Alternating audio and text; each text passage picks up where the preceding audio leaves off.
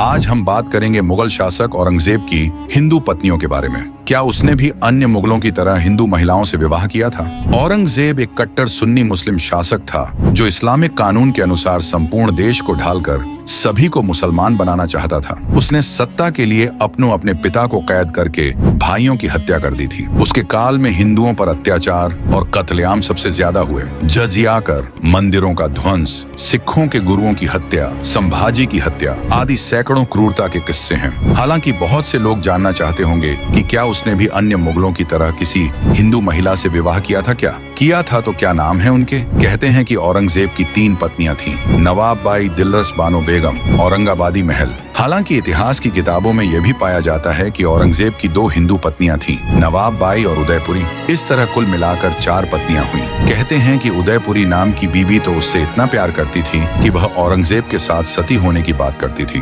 औरंगजेब ने खुद अपने बेटे को लिखे एक खत में हिंदू पत्नी की इस इच्छा का खुलासा किया था। हालांकि ऐसा हो नहीं सका। औरंगजेब की मौत के कुछ माह में ही उसकी इस पत्नी का भी देहांत हो गया था। बिली मोरिया के रुक्काते आलमगीरी के अंग्रेजी अनुवाद लेटर्स ऑफ औरंगजेब में इसका जिक्र है। कहते हैं कि साल 1667 में उदयपुरी ने कामबख्श को जन्म दिया था। औरंगजेब के 50 के होने पर उदयपुरी जवान थी। हालांकि उसकी इन दोनों बीवियों के हिंदू होने पर भी विवाद है, क्योंकि कामबख्श की मां को कुछ लोग ईसाई मानते थे। वह जॉर्जिया की रहने वाली थी, जिसे दारा ने खरीदा था और दारा के मारे जाने के बाद औरंगजेब ने उसे अपने पास रख लिया था। लेकिन जदुनाथ सरकार ने हिस्ट्री ऑफ औरंगजेब में इसके उलट बात कही है। वे लिखते हैं कि उदयपुरी उनकी पत्नी थी और वह राजपूत थी। ऐसा भी कहते हैं कि उसकी एक पत्नी का नाम हीराबाई था, जो एक कश्मीरी हिंदू थी। उसे बहुत कम उम्र में बेच दिया गया था और जिसे मीर खलील नामक एक व्यक्ति ने खरीदा था। यह उसके लिए गाती और नाचती थी। उसकी सुंदरता के लोग दीवाने थे।